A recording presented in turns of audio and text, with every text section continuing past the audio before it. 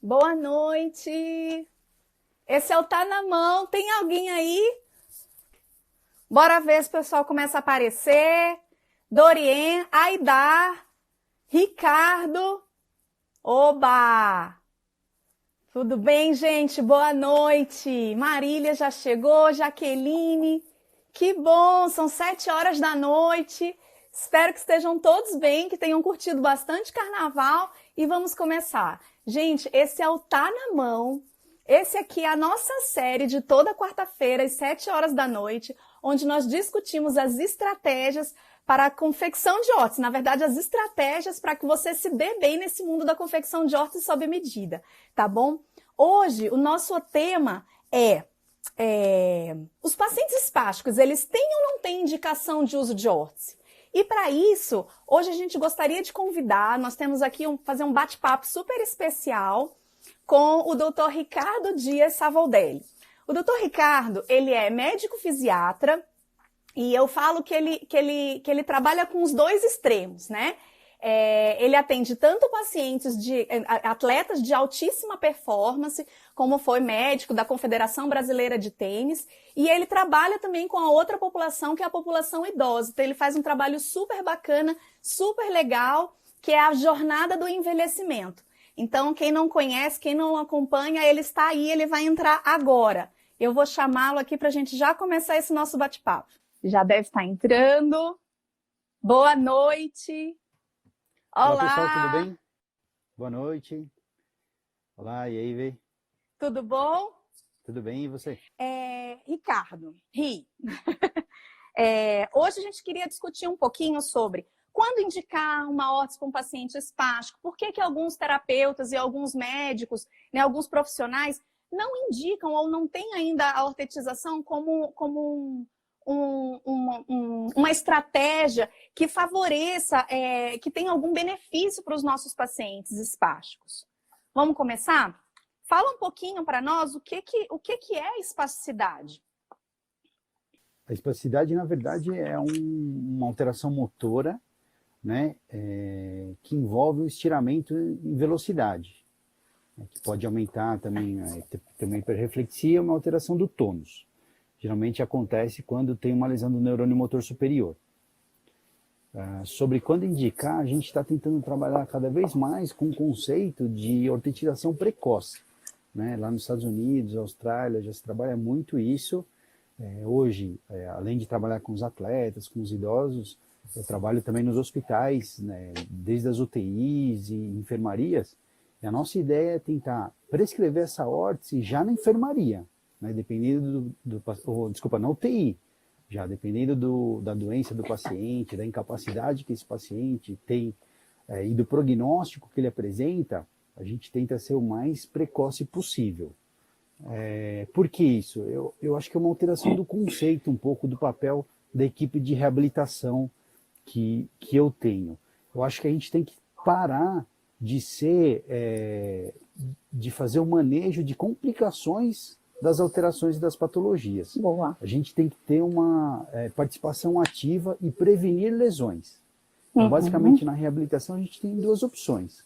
Ou a gente corre atrás do prejuízo, como dizem, né?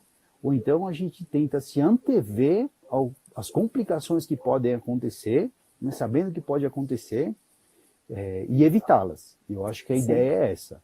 Então, a nossa ideia é sempre passar de uma maneira precoce essas órteses. Obviamente, com a indicação correta, com o tipo de órtese correta, e dependendo muito do prognóstico do paciente.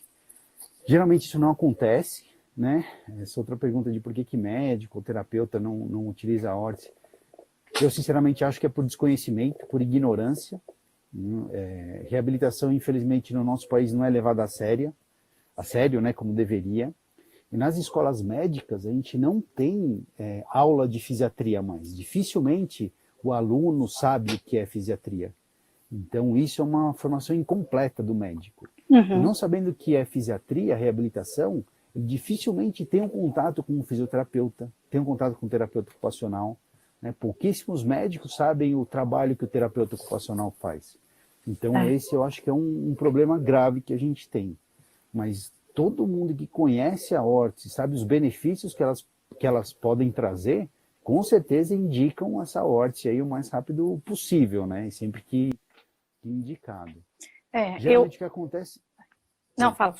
Fala, depois então, eu geralmente falo. o que acontece é que os pacientes nos hospitais que a gente trabalha, eles já conhecem o nosso trabalho e chamam mesmo para uma avaliação, e a gente acaba tendo essa liberdade de prescrever de uma maneira rápida e precoce, né? Desde a UTI. Mas a grande maioria dos pacientes, eles vêm para o consultório, né? Vêm para o ambulatório, e se tiver indicação no ambulatório, a gente acaba prescrevendo. Quando? Às vezes é um mês depois da alta desse paciente, às vezes são 15 dias, às vezes são 2 meses. Já peguei paciente com 1 ano de lesão que não tinha Nunca órtese tinha os outros. prescrita ainda, infelizmente. E aí eu prescrevi. Então depende muito de quando a gente tem acesso a esse paciente. Eu acho que é essa a grande questão. Eu digo sempre assim que é diferente da ortopedia, né?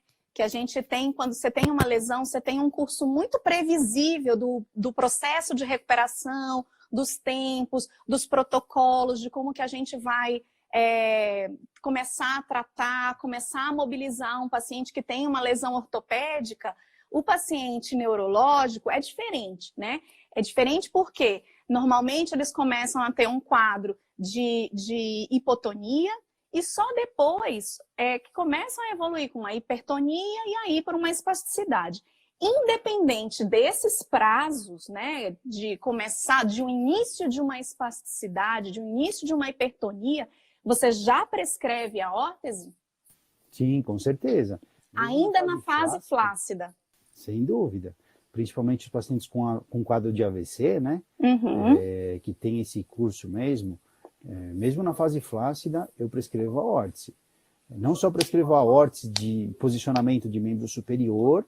Alguns pacientes, depende um pouco do tipo de lesão, da localização da lesão, da extensão da lesão e como ele apresenta, a gente já prescreve a órtese de membro inferior.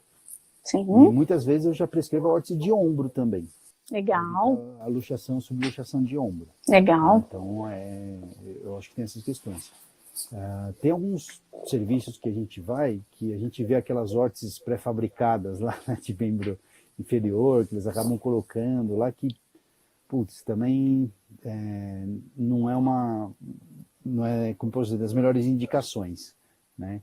E às vezes o paciente e a família acabam investindo nessa órtese e depois não precisa mais, ou seja, não foi avaliado o paciente como deveria ser avaliado e aí tem-se prescrições incorretas. Incorretas. E acaba prejudicando o nosso trabalho, né? Porque aí o paciente fala, pô, mas eu já comprei uma órtese, não está servindo agora e tal, enfim.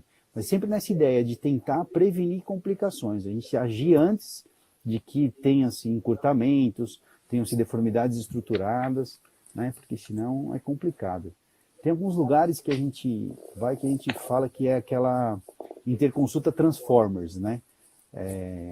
Transformers? Que pedem avaliação por um paciente que está completamente encurtado, com deformidade estruturada, que já está lá, e eles falam, não, dá um jeito no cara aí.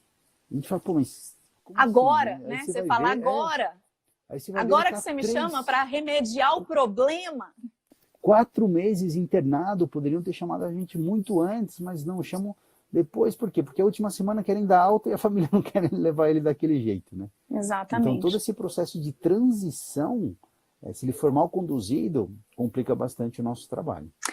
E eu acho que, assim, mesmo, às vezes a gente pergunta, alguns pacientes e alguns terapeutas têm esse questionamento de, mas será que eu tenho que prescrever uma órtese mesmo que o meu paciente esteja ainda numa fase flácida? E se ele começar a evoluir com algum movimento, eu vou impedir de que ele tenha algum retorno funcional porque ele está usando uma órtese que bloqueia o movimento? Como é que você conduz, como é que você orienta essa família, orienta às vezes a equipe de terapia? Porque eu falo assim, que eu acho que se a gente não tiver integrado numa equipe, né, a gente não tem um trabalho multidisciplinar com TO, físio, fono, psicologia, cuidadores, família, isso tudo fica muito mais complicado, porque as informações ficam soltas, né? Então, cada um age da forma que acha que é mais importante. E aí há muitos conflitos, muitas divergências nesse tratamento, né? Porque um acha uma coisa, outro acha outra, e a família fica ali no meio do caminho, sem saber que indicação, que orientação seguir. Hoje não dá para pensar num paciente grande incapacitado, mesmo os pequenos incapacitados, né? Mas principalmente os grandes incapacitados, pacientes complexos, e acho que pacientes com espasticidade se enquadram nessa classificação, porque é uma lesão do neurônio motor superior, né? Sem pensar em trabalho em equipe. Então isso é essencial para a boa evolução. Mas o que eu sempre passo para o paciente, para a equipe, é que assim que eu avalio o paciente, eu já tenho na cabeça estruturado um plano terapêutico de reabilitação para esse paciente. Legal. Então, geralmente, eu sei, eu tenho meio que um GPS nos próximos 6 meses para onde esse paciente vai. Se ele vai chegar lá ou não, depende de N fatores. E que cada avaliação minha, ou cada sessão de terapia, seja físio, TO, fono, psicologia, é uma nova avaliação. E se porventura tiver qualquer coisa que o corpo do paciente demonstre para a gente diferente, a gente consegue reprogramar todo esse caminho. Então, é justamente isso, é um GPS que vai reprogramando o caminho. Eu fiz residência lá na Santa Casa, e o Dr. Sérgio Lianza, que é um dos meus grandes mestres aí. Nossa, né? Ele me fala assim: negão, nós da equipe de reabilitação, de maneira alguma, podemos ser um fator impeditivo da reabilitação desse paciente. Exatamente. Eu levo isso muito a sério até hoje, né? A gente não pode atrapalhar esse paciente. Mas eu acho que se tiver um trabalho integrado, se a gente conseguir ver para esse paciente com um plano terapêutico, que é um plano terapêutico vivo, né, que eu costumo dizer que é orgânico, que ele vai se moldando e vai modificando conforme esse paciente vai evoluindo, a gente nunca vai prejudicar essa evolução do paciente. Exatamente. Com a prescrição correta da órtese, eu nunca tive esse problema, e acho que as equipes que estão integradas e que trabalham em conjunto também não têm isso.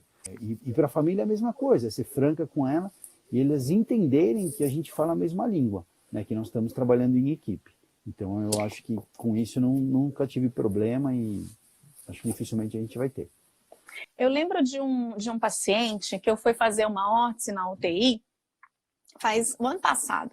E ele era uma senhora, tinha tido um AVC recente, e assim também, já estava com uma fase flácida ainda, quando foi prescrita a órtese. No dia que eu fui fazer a órtese, ela já estava começando a esboçar alguns movimentos. E o que eu pensei? Eu não vou colocar uma órtese de posicionamento ventral de punho e dedos, eu vou discutir com o médico, a gente rediscute e vamos colocar um COCAP, uma órtese de posicionamento só de punho, porque aí, eu estabilizando o punho, eu vou começar a favorecer a função manual dela também. Então, não necessariamente as coisas são estáticas, elas precisam ser estáticas, é isso, é aquilo, e a gente não discute nunca mais. Não, eu acho que quanto mais a gente, como você falou, quanto mais a gente está integrado, melhor. E a família também, ela entender que naquele momento ela vai precisar daquela órtese, pode ser que seja temporário, e ok, tudo bem, porque é temporário naquele momento, mas é importante para ela, para que ela evolua cada vez mais rápido. Então, se a gente conseguir passar isso para os pacientes e para a família, é ótimo, é tranquilo. Agora, privar o paciente de ter um determinado tratamento e cada vez melhor, eu acho que é contra tudo que a gente imagina na reabilitação. Sem dúvida, concordo plenamente. Isso, claro, desde o começo para a família não tem problema. Não tem problema. Quais outros tratamentos que vocês indicam para o controle da espasticidade, vocês médicos? Então, geralmente o que a gente faz? A gente avalia o paciente, né, tem uma ideia das capacidades, das incapacidades, e dentro desse contexto de plano terapêutico, a gente traça algumas metas, alguns objetivos e pensa nesses tratamentos, né? Então, as linhas de tratamento para a espasticidade, a linha farmacológica, né, que tem algumas medicações que podem ser usadas, o mais usado é o baclofeno, por exemplo, depois tem o diazepam, dantrolene sódico também, são algumas outras opções.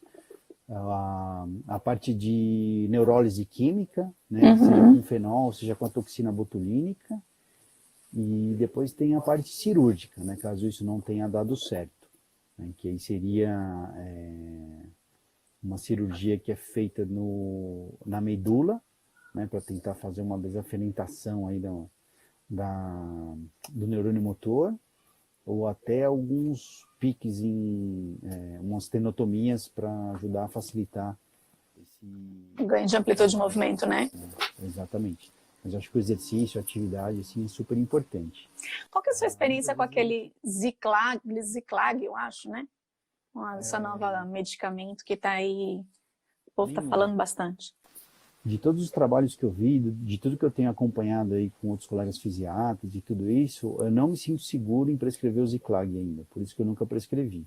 Ainda é um pouco controverso, já ouvi algumas histórias aí de paciente passando mal com a medicação, de terapeuta passando mal, o terapeuta aplicou o Ziclag e não passou muito bem. Que estranho. Eu vou ser muito sincero, assim, pensar que um spray vai passar a pele, passar o tecido celular subcutâneo, vai passar a vasculatura que tem lá, vai passar a face, vai chegar na musculatura para fazer algum efeito, ainda não me convenceram, sabe? Entendi. Eu acho que e o risco-benefício não sei se é dos melhores. Então eu particularmente nunca prescrevi e vou esperar ainda para ver se vale a pena ou não prescrever. Na próxima semana vai ter o Congresso Mundial de Fisiatria, que eu vou estar presente lá, e aí eu vou conseguir discutir com alguns outros colegas lá dos Estados Unidos e Europa que têm utilizado, talvez com um pouco mais de experiência, mas que ainda não publicaram nenhum trabalho, e tem alguns que não estão usando também. E uma das coisas que eu quero discutir com eles é isso, se vale a pena, se não vale, qual é a experiência deles. Porque legal. Com as pessoas que eu tenho discutido aqui, não me sinto seguro ainda de prescrever para os meus pacientes. Entendi. Falar sobre os padrões que mais comprometem o membro superior e o membro inferior, porque até então a gente estava falando muito da questão da órtese para membro superior, mas a gente também faz as órteses para membros inferiores. Em que situações você indica? Você tinha falado que logo no início, né? Mas que tipo de órteses são as que mais você indica? Depende muito de cada paciente, né? No membro superior, geralmente, a gente tem um padrão flexor, né? A gente sabe que o momentum da musculatura flexora do membro superior é maior do que o momento da musculatura extensora, né? Então, existe um padrão de flexão. Obviamente que alguns pacientes podem evoluir com uma extensão, não é o comum, mas acontece, né? E no membro inferior, a gente tem um padrão de extensão. O momento extensor de cadeia posterior, tríceps femoral é maior do que os dorsiflexores, então a gente tem um padrão de extensão no membro inferior. E o tipo de órtese que a gente prescreve é justamente para tentar evitar esse tipo de padrão, né? E olha, vou falar para vocês, já tinha comentado contigo, né? Eu acho que essa possibilidade de fazer a órtese suropodálica com material termomoldável é uma das maiores inovações que a gente tem de fácil acesso para esses pacientes, né? Eu acho que tem uma tecnologia muito grande aí de realidade virtual, robótica, mas não é um acesso fácil. Aqui no Brasil ainda é difícil, mas para mim é um game changer poder contar com esse tipo de material para membro inferior de pacientes neurológicos. Antes a gente tinha o que a gente chama aquelas órteses lá de cano de PVC, né, que eram super rígidas, 90 graus só, que a gente via de gente com aquele padrão equino do pé e que o pessoal fazia força e machucava o pé e aumentava o padrão de espasticidade. E com esse material a gente tem a oportunidade de oferecer uma órtese feita sob medida e no mesmo dia, né, tá pronta já. Uma coisa que é importante notar é que o pé ele não é um bloco único, né? Não é só a tibiotársica que tem um padrão espástico. A gente tem o retropé, o médio pé e o antepé. E muitas vezes o que acontece é que a gente tem a quebra do retro e do médio pé, ou a quebra do médio e do antepé. E muitas vezes você tem um padrão de equino, né? O equino varo valgo do pé, valgo varo, né? Do pé, mas que não é uniforme nos 3 locais. Não. Então, essa capacidade de moldar conforme está o pé do paciente, e depois com a mesma órtese, remoldar conforme essa evolução, é um ganho assim impressionante. É que as pessoas não têm noção Não tem. da oportunidade que o paciente, a equipe de reabilitação, tem com esse tipo de órtese. Inclusive, Então, até fazendo um parêntese, né, sobre isso, hoje mesmo, eu até coloquei isso lá no grupo do curso do Mãos à Órtese, de um caso que eu atendi exatamente hoje, de um paciente assim. Eu fiz há pouco tempo, acho que foi até uma indicação tua, ou eu não me lembro de quem, para fazer uma órtese suropodálica para um paciente, um idoso, não sei, mais ou menos 60 anos e pouco, não sei, com mais ou menos uns 2 anos de evolução, e ele tinha uma órtese suropodálica feita em material polipropileno, mas uma órtese clássica e que não ia caber nunca no pé dele, né? E ele tinha um pé já equino, o equinovaro, com uma deformidade assim super difícil de reduzir. Não consegui reduzir na primeira vez que eu fui fazer a órtese, não fui sozinha, fomos em 2 terapeutas. Normalmente nós vamos em 2 terapeutas para fazer uma órtese de membro inferior, porque, enfim, tem que ter muitas mãos para poder ajustar e conseguir fazer ela bem e não perder o timing do material.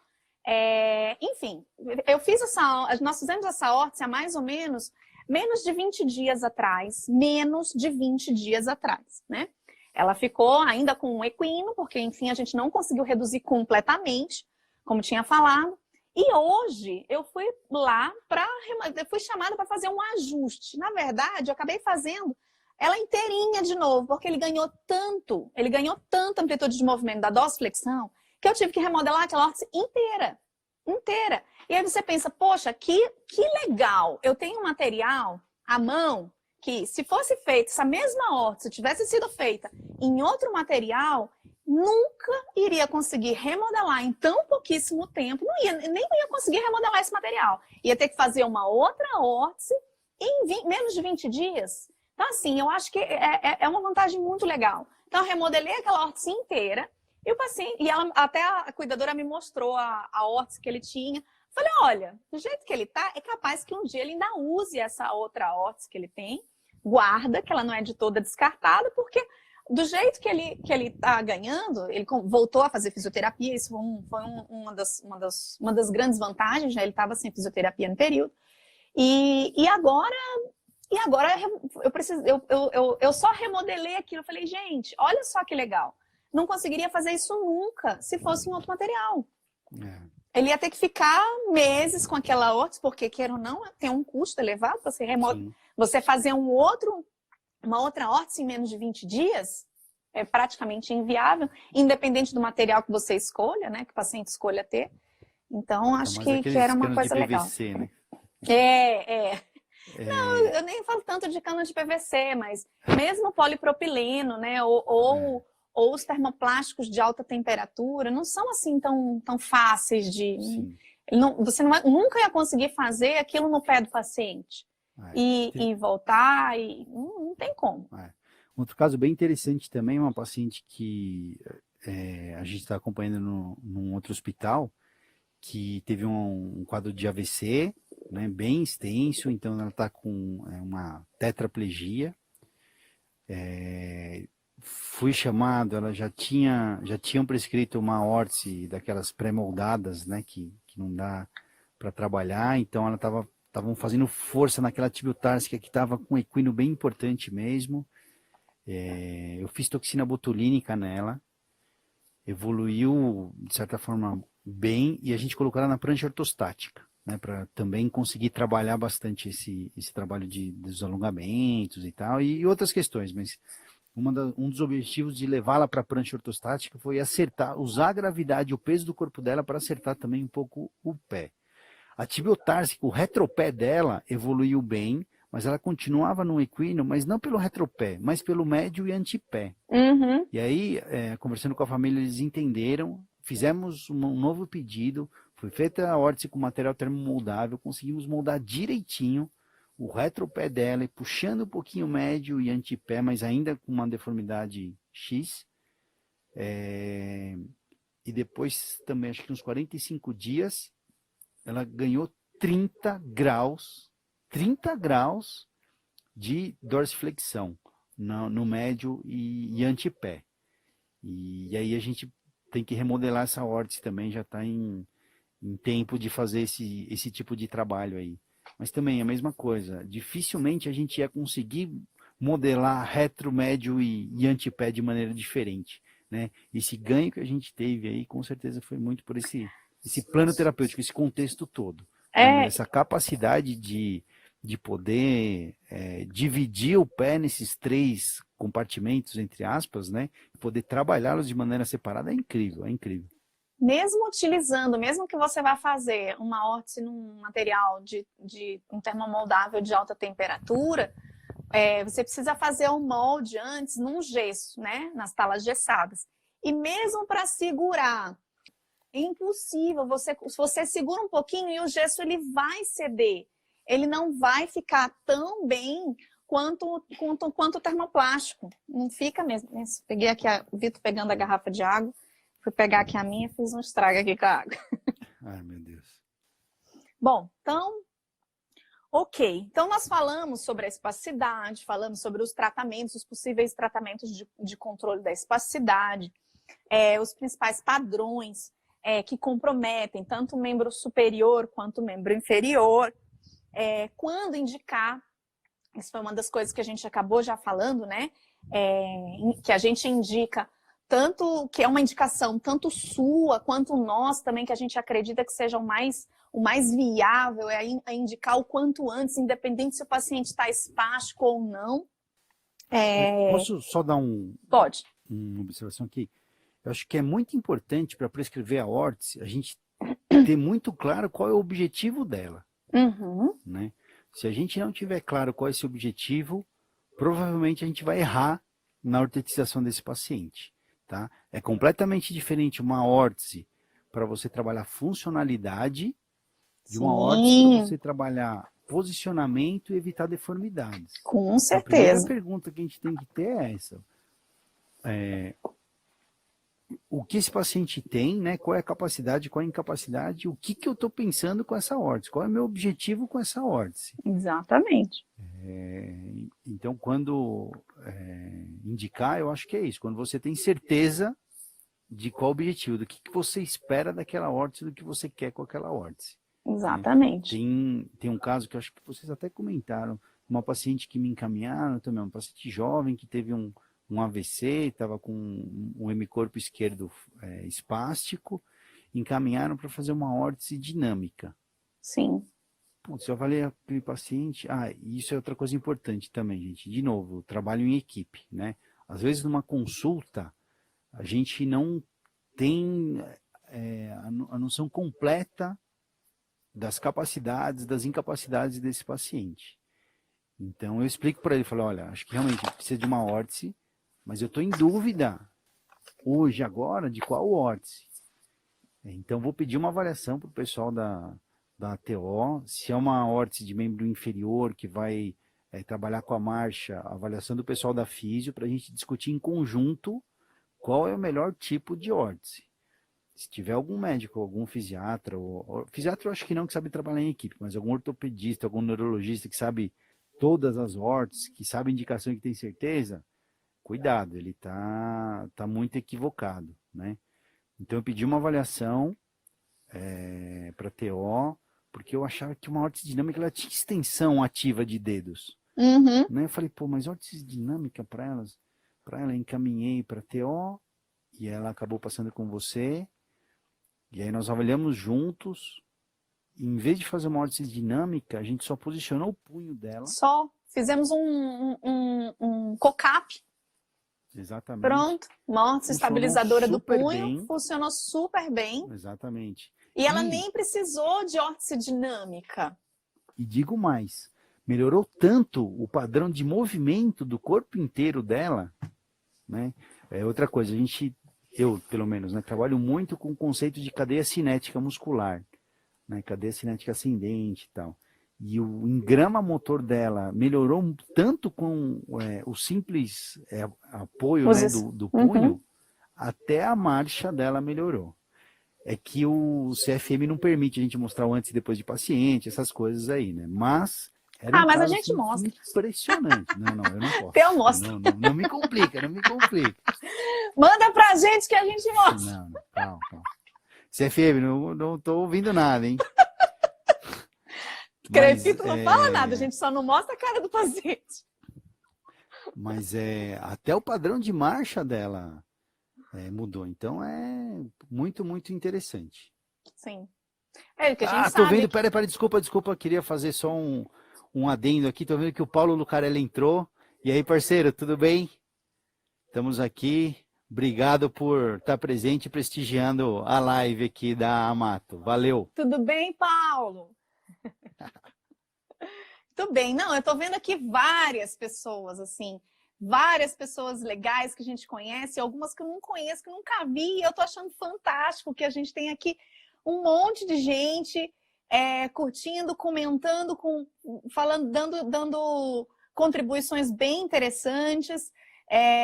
A Jaqueline perguntou sobre a espessura do termoplástico, ideal para suportar uma descarga de peso no membro inferior em paciente para permitir a deambulação. Jaqueline, até então, até agora, vou te falar a nossa experiência até agora com termoplástico de baixa temperatura. Nós só testamos em pacientes que não fazem uma descarga de peso, né? Ou que utilizam a órtese apenas para fazer uma transferência da cama para a cadeira e vai fazer uma descarga de peso mínima. E daí a gente usa o termoplástico de 3,2 milímetros de espessura, o de baixa temperatura. Estou falando termoplástico de baixa temperatura. Porque até então nós não testamos. Nós, Verusca, Amato, Larissa e Marília. Mas creio eu que esse termoplástico, se você não faz nenhum corte, né, para fazer a dorsiflexão, ele suporta tanta carga quanto os termoplásticos de alta temperatura. Mas, como nós não testamos ainda, eu prefiro recomendar apenas para os pacientes que vão fazer uma descarga de peso mínima ou que não vão fazer descarga de peso, ou nas crianças. Não sei se eu respondi, mas é isso. Pelo menos para os termoplásticos de baixa temperatura, tá? Mais coisas... Antes de mais coisas, eu queria dizer que eu também nunca prescrevi órtese para treino de marcha dessa maneira. Eu também nunca vi nenhum trabalho, não tive nenhuma experiência. Fala um pouquinho mais perto do microfone. Desculpa. Ficou baixo de novo. Eu acho que... Então, eu nunca prescrevi órtese, material termomoldável, para treino de marcha com pacientes. Não me sinto seguro também em fazer isso. Acho que tem outras opções aí. Obviamente que, se for provado e realmente testado, eu acho que seria interessante. E aí o meu parceiro, o grande Paulo Lucarelli, deu até uma ideia aqui de uma discussão de caso com dados do laboratório biomecânico. Maravilha. Seria um trabalho muito interessante, bem muito legal. A gente faz a órtese desses pacientes. E a gente pode testar, inclusive, até o quanto tempo esse material vai suportar. Porque eu acho, mas essa é a opinião minha, que ele vai suportar tanto quanto os outros. Mas a gente precisa testar antes, né? Eu acho que é interessante, para a segurança dos nossos pacientes. Né? Exatamente. Mesmo porque a gente prescreveu uma órtese dessa, o paciente faz um investimento desse e um mês não dá depois quebra certo. a órtese, várzea, né? Não vale a pena. É uma dor de cabeça que a gente precisa evitar, sabe? Uhum, né? Com certeza. Mas isso de testar isso no laboratório, Paulo, é fantástico. Nossa, maravilha. A gente faz, dá até trabalho. Isso é um doutorado, dá trabalho. Isso é um doutorado, posso fazer. Isso, meu. Paulo, você me aceita como sua aluna? Eu faço. Não, você tem que fazer de membro superior. A gente está quebrando a cabeça para fazer de mão. É verdade. Não, eu faço só a órtese, então aí vocês testam. Legal. Beleza, que mais? Materiais diferentes. Nossa, maravilhoso. Vai. Estão perguntando de impressão 3D para paciente espástico. Olha, até então, eu acho que a impressão 3D, É uma inovação que chegou aí, eu acho que para ficar. Tem muita coisa ainda para se discutir, para se fazer. Eu acho que tem um campo gigantesco ainda a ser explorado, mas o que eu tenho visto atualmente, do que eu tenho visto de órteses feitas em impressora 3D, elas ainda não promovem um conforto e elas ainda não conseguem, ou pelo menos as que eu já vi, tá? Fazer um bom posicionamento do membro superior. Isso eu tenho as minhas ressalvas. Eu acho que a impressão 3D está sendo muito legal para criar recursos para nós trabalharmos dentro dos nossos consultórios de terapia da mão, enfim, trabalhar como recursos, mas órteses, eu tenho as minhas ressalvas. Eu não vi ainda nada que eu diga assim, de impressão 3D, que fala, nossa, isso aqui é legal, eu vou começar a usar para órtese. Eu acho que o grande problema é o tipo do material, né? O tipo de material que é possível fazer a impressão 3D. Provavelmente, o pessoal da engenharia, de biomateriais aí, daqui a alguns anos consiga criar algum tipo de material que seja resistente o suficiente, né, para ser impresso em 3D, porque hoje realmente não tem isso. Uhum. O Paulo está perguntando assim, se você tem experiência com fibra de carbono, se é muito caro comparado com termoplástico. De membro superior, não tenho experiência. Eu acho que o grande problema Agora, de membro fibra inferior, de carbono é a moldagem, né? Para moldar fibra de carbono, precisa de outro tipo de equipamento e encarece demais essa produção. Geralmente são órteses já pré-fabricadas. Sim. Porque fabricar sob medida a fibra de carbono fica muito caro. Nós tivemos experiência lá em Portugal, lembra? Que lá tinha umas órteses em fibra de carbono, eu acho que... Sim, só que eram pré-fabricadas. Pré-fabricadas. E iam muito bem, mas para marcha, né? Mas isso, para marcha. Membro superior não vi nada. Para fabricar isso para cada pessoa, eu acho que é um pouco complicado. Uhum. E mais coisas. Deixa eu voltar aqui. A terapia ocupacional Piracicaba, que é a Samira, aluna do Mãos à Órtese, está aí perguntando, comentou aqui que elas realmente quebram, não gostou. Eu comprei assim algumas órteses, essas estabilizadoras de punho feitas na impressora 3D, mas eu usei com uma, né? Consegui uma para um paciente, está lá tudo... Não consegui pôr para ninguém, porque eu acredito que não estabiliza o suficiente a articulação radiocárpica, ela deixa a articulação muito exposta, muito aberta, e para alguns casos a gente não faz. Para pacientes espásticos, então, nem pensar. Não tem nada ainda. Eu vi uma pergunta sobre órtese de neoprene para paciente espástico. Eu não gosto.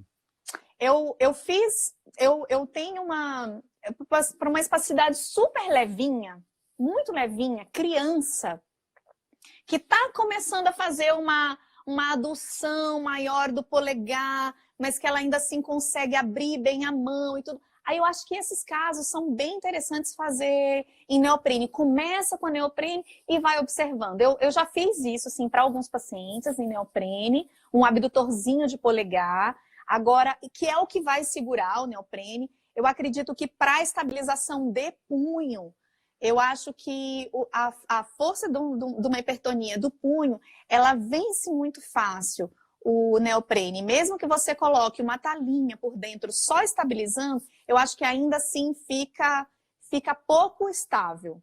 Eu acho que a mão, né, ela vai precisar de uma estabilização maior, não só aqui no meio da mão, mas estabilizando toda a mão, né, todo o punho, até mesmo para a gente trabalhar com a distribuição de forças, a alavanca, para estabilizar o fulcro. Então, eu acho que para uma órtese maior, além do polegar, eu acho que o neoprene ele funciona muito pouco.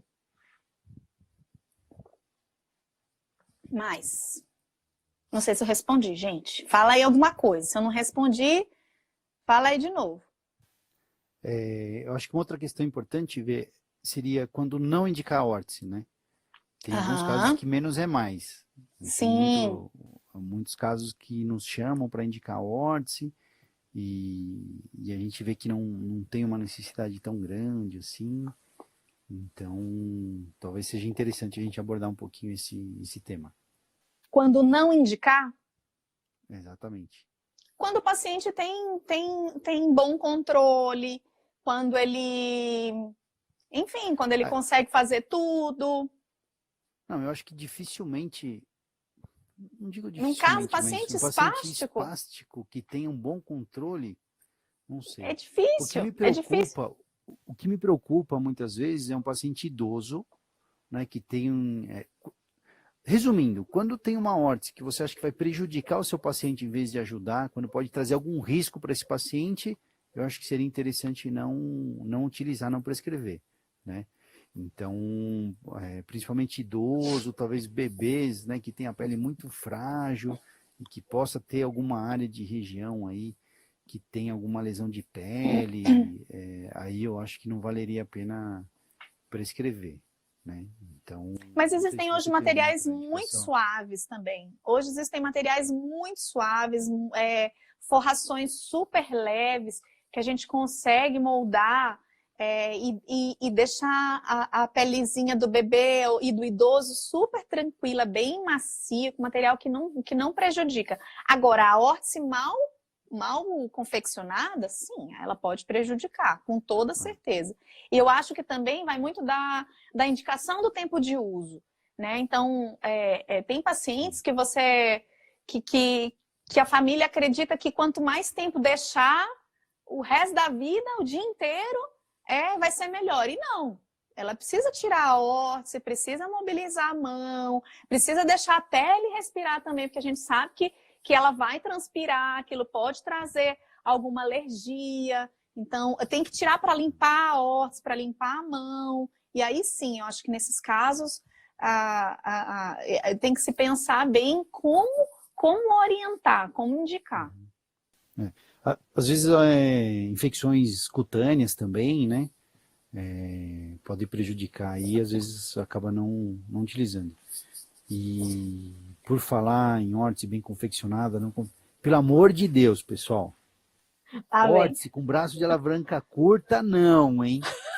Não economizem em material, pelo amor de Deus, o que eu vejo de órtese aí curtinha e não sei o que, eu falo, não é possível. Vai economizar aqui ó, com velcro fino também, que não. Não, gente, pelo amor de Deus, faça trabalho. Ó, tem pouca gente que conhece o fisiatra, tem pouca gente que conhece terapia ocupacional. Então, quando a gente for fazer um trabalho, de certa forma, é um marketing da nossa especialidade, né, das nossas Total. áreas. Então, faça um negócio bem feito. Não economize em material termomoldável, pelo amor de Deus. Ele está Braço convivendo de com muito alavanca, QTO, hein, braço de gente? alavanca. Não, eu sempre falo isso. Eu E sempre outra falo isso. coisa, velcro no fulcro, pelo amor de Deus. Não vai colocar. O punho da pessoa tá assim, aí tem um velcro aqui na mão e outro velcro aqui no antebraço. E Puta, onde precisa já vi isso estabilizar, não também. tem, gente. Não tem, ó. Tem que pôr aqui, ó. Não, umas coisas que não dá para Ai, meu acreditar. Deus. Então, É, ó, a Ana Paula Iraco perguntou: tá. quando é espástico e com contratura já instalada, sem outra intervenção, você indica mesmo assim? Ana Sim. Paula, na verdade, eu acho que só indicar a órtese, deixar a órtese e o paciente se vira, nunca é uma boa opção. Eu acho que tem, como eu disse no começo, eu acho que tem que ter sempre um contexto dentro de um plano terapêutico. Eu acho que a órtese faz parte de um plano terapêutico. Então, sei lá, um paciente que é do interiorzão, que nunca mais vai fazer nada, prescreva órtese, sinceramente, eu acho que o paciente vai gastar dinheiro. Mas se, por exemplo, esse paciente tem condições de entrar num contexto de exercício, de atividade, talvez uma medicação, aplicação de toxina botulínica, vale a pena? Sim, acho que sim. Lembrando, toxina botulínica funciona no músculo, não funciona em face, tendão, nem nada disso. Mas eu acho que pode ajudar. E aí depende, lógico, muito do paciente, mas tem órteses e órteses que a gente pode utilizar, né? Então tem algumas órteses aí até com os distratores que a gente vai utilizando também para trabalhar esse alongamento de fáscias, de tendões. né, que a gente vai regulando lá alguns milímetros por dia ou por semana, que seja, para tentar ajudar esse paciente. Eu acho que vale a pena, desde que esteja dentro de um contexto terapêutico. Sim. Só a órtese por si só, muitas vezes não dá, né? Uhum. E a vantagem também é que com termoplástico de baixa temperatura você pode seriar a órtese. A gente indica sim, a gente tem aqui alguns pacientes que começaram conosco com uma deformidade, já uma contratura instalada, e que foram feitas outras intervenções também cirúrgicas, porque às vezes em alguns casos não tinham nem pele, a pele já tinha uma retração muito grande de pele, de tendão, que não conseguia fazer, que a estrutura não permitia que fizesse um grande alongamento, ganhasse muita amplitude de movimento, mas que ganharam, tanto utilizando a órtese, de uso diurno e noturno, já respondendo a outra pergunta, que ganharam, e a gente foi seriando as órteses, trocando, porque em alguns casos eles têm que usar por muito mais tempo. Então, sim, eu acho que tem indicação sim de uso de órtese. Até porque a gente precisa evitar, em alguns casos, tem paciente que não consegue nem abrir a mão, né? E aquela mão começa a evoluir com feridas, a pele fica macerada entre os dedos, então tem uma dificuldade muito grande de higienização, começam a ter infecções, né, de pele por conta da mão muito tempo fechada. Então, acho que tem indicação sim. Mas, de novo, dentro de um contexto, né? Exato. Só fazer a órtese e largar a órtese para o paciente não tem grande resultado. A gente sempre marca um retorno com o paciente no consultório para revisar a órtese, para revisar se ele realmente está usando adequadamente, se ele entendeu as orientações. A gente pede para eles repetirem o que a gente tinha falado nas orientações no dia que fez, porque às vezes vai falar, colocou a órtese, tá lindo, tá maravilhoso, né? E nunca mais vê, né? Às vezes nem entendeu como é que ele tem que usar. Então a gente pede para ele repetir como é que ele está usando, se está adequado ou não. Se não tiver, a gente reforça a orientação e assim vai. A reabterapia ocupacional está perguntando do uso noturno para esse padrão espástico. Olha, teoricamente, durante a noite, o paciente dormindo, ele relaxa. O padrão espástico relaxa. Porém, o que é muito comum, a gente fala, olha, à noite pode tirar, tal. O que acontece? O paciente tira a órtese, membro inferior mesmo, só que não apoia nada. Então ele vai lá e fica com o pé equino, né? Ou fica com a mão mais em flexão. Gente, isso é ruim também, né? Porque tem todas as outras estruturas aí de tendão, face. Então o ideal é que ele, ok, não precisa usar a órtese à noite, tudo bem, mas tem que ter um apoio, né? Tem que tentar deixar essa mão em extensão, tem que tentar deixar um apoio no pé, né? Ah, mas Ricardo, o paciente se mexe à noite, vira bastante. Não, tudo bem, mas enquanto ele estiver acordado, enquanto tiver alguém percebendo que saiu dessa posição, né? Putz, vai lá e coloca um apoio. Eu sempre falo, toda vez que eu passo visita, né, que está sem a órtese, o pessoal deixa o pé caído, eu vou lá na enfermagem, vou lá no cuidador e falo, gente, vamos posicionar esse pé melhor, vamos deixar isso aqui bonitinho e tal, porque ajuda o nosso trabalho depois. Uhum. Bom, estou lendo aqui as outras perguntas. Deixa eu ver, padrão flexor.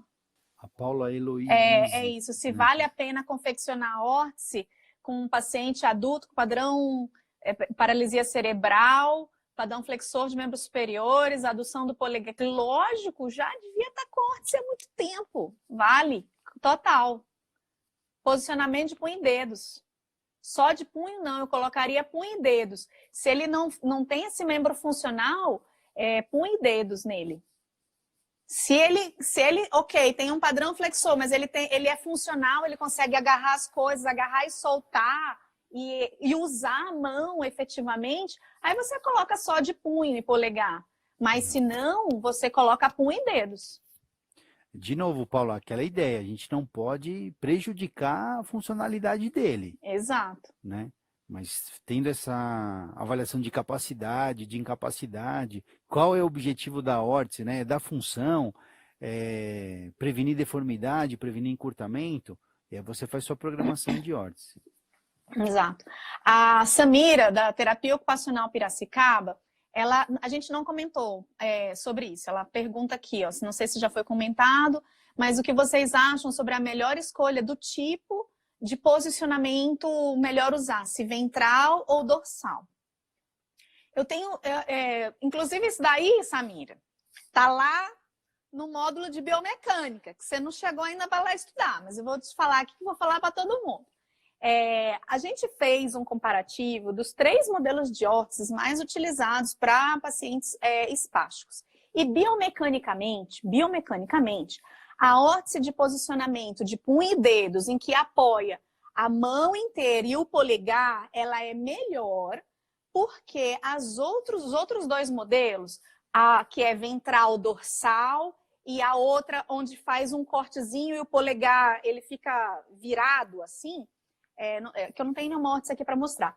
Elas biomecanicamente, elas têm pontos mais frágeis e elas quebram mais facilmente nos pontos onde elas estão mais frágeis. Então, por exemplo, a órtese que é ventral dorsal, aquele ponto onde você encaixa os dedos e os metacarpos ficam aqui apoiados, aliás, o metacarpo fica dorsal, naquele ponto onde a mão encaixa, a área de distribuição da força ali onde ele faz a flexão da metacarpofalagiana fica muito frágil. Então, apesar dela posicionar legal em alguns casos, ela se torna uma órtese mais frágil, então ela vai quebrar muito mais rápido. A mesma coisa acontece na outra órtese, onde que você tem aquele modelo assim que você corta aqui, o polegarzinho, né? Que é difícil mostrar aqui. Você tira, né? Que você corta aqui assim. Então, a área tenar daquela órtese, né? Ela fica fica sem apoio, né? Porque ela vai vir um corte aqui, né? E ela apoia só aqui o polegar. Aquele ponto onde está cortado, ela também, biomecanicamente, ela fica mais frágil aquele ponto e ele pode se partir ali. Então, os 3 modelos, o mais indicado, pelo menos na nossa prática, é o modelo em que você posiciona a mão inteira. Brusca, eu preciso falar 2 coisas importantes aqui antes de acabar nosso tempo. Vai, fala. Primeiro, deixa eu ver aqui quanto tempo a gente tem aqui, só pra gente... Ixi, 6 minutos. Primeiro, mandar um grande abraço pro meu grande amigo Gustavo Abrão. Gustavo, sou seu fã, hein? Obrigado por nos acompanhar aqui. Que legal. Segundo, uma observação super importante aqui da Rehab Terapia Ocupacional. Sim. O pai dela tem um padrão espástico muito grande, tanto durante o dia quanto durante a noite. Rehab Terapia Ocupacional, nesse caso, eu acho que seria importante fazer uma avaliação do sono do seu pai, da polissonografia, porque pode ser que ele não esteja atingindo a fase REM do sono, que é aquela fase mais profunda. Isso pode estar prejudicando o padrão espástico dele e toda a reorganização do sono. Então, dê uma avaliada no sono dele, eu não sei se ele tem fisiatra ou não, né? Mas se tiver, converse com ele se tem essa possibilidade, fazer uma polissonografia para ver como está o sono dele, e eu trabalharia o padrão de sono dele, que eu acho que isso vai melhorar a espasticidade dele também e toda a condição neurocognitiva, neurofuncional e tal. Tá bom? Então, muito legal.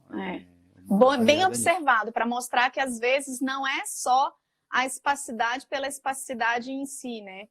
Tem outros fatores que podem estar influenciando aí esse não relaxamento da mão ou do pé enquanto ele tá dormindo. Que mais? Vamos lá, mais perguntas. Importantíssimo. Eu quero voltar nisso ainda, porque... Então fala logo, porque a gente tem pouco tempo. Tá. Muitas vezes chama, aquele paciente está muito espástico, está não sei o quê, mudou o padrão de espasticidade, tudo isso. Pessoal, o paciente com lesão do neurônio motor superior mudou o padrão de espasticidade, a primeira coisa que a gente tem que fazer se mudou de repente, né, é ver se tem alguma condição clínica que esteja causando essa mudança de espasticidade, né? 2 exemplos rápidos. Um paciente lesado medular entrou em contato comigo e falou: doutor Ricardo, tal, porque aumentou muito o meu padrão espástico, não sei o quê, estou tendo espasmo também. Minha primeira pergunta: como é que está a sua urina? Ah, tá com um cheiro um pouco forte. Então eu falei, cara, faz um exame de urina agora, porque você tá com infecção de urina. Ah, não sei. Cara, faz exame de urina. Foi lá, fez exame de urina, exame de sangue, ele ficou internado, foi pro UTI porque ele estava em sepsis, praticamente. E Nossa. o único sintoma que ele teve foi piora da espasticidade. E outra paciente internada também, começou a aumentar o padrão espástico, falei, cara, faz toxina. Eu falei, não, dá uma avaliada, porque pode ser que esteja acontecendo alguma coisa. Não sei se ela teve um outro evento encefálico, se ela está com uma infecção de urina, alguma coisa. Aí eu insisti com o pessoal lá, eles foram avaliar, ela estava com uma broncopneumonia. Olha. Então, fatores clínicos influenciando essa alteração de espasticidade. Isso também tem que estar presente aí no nosso raciocínio clínico. Eu vou responder aqui talvez mais uma, a gente tem 3 minutos. A Shirley perguntou, paciente com padrão flexor de cotovelo, punho e dedos, como você usualmente posiciona o paciente para moldar a órtese? Deitado. Deitado. Porque é quando eu consigo estabilizar o cotovelo para moldar o resto. Se eu conseguir fazer isso com ele deitado, é a melhor posição que você tem. Se não, o que você faz? Você coloca, se você não tiver opção, não tiver como você deitar o paciente, se ele estiver no seu consultório, você não tem com uma maca, enfim, por qualquer outro motivo você não consiga estabilizar, você coloca ele na frente de uma mesa, você coloca um apoio para o braço, em que você consiga estabilizar um pouco mais o cotovelo e aí sim você moldar a órtese. É a melhor opção, a melhor posição que tem. Por quê? Senão você está brigando com a órtese o tempo inteiro. Se você não estabilizar, não tiver como estabilizar o cotovelo, você vai estar puxando o braço para um lado, o paciente está puxando para o outro. Está puxando para um lado e ele está puxando para o outro. E aí você não consegue moldar nada. Então você tem que estabilizar o cotovelo para que consiga fazer isso. Se ele tem um padrão flexor muito ativo, né? Então coloca ele deitado, estabiliza o cotovelo e aí sim começa a moldar. Gente, eu já vou começando aqui a agradecer. Nossa, foi riquíssimo. Não é por nada não, não é por nada não. Mas o Ricardo, ele sabe muita coisa de órtese, entende muito mais coisa do que muito TO, hein, gente?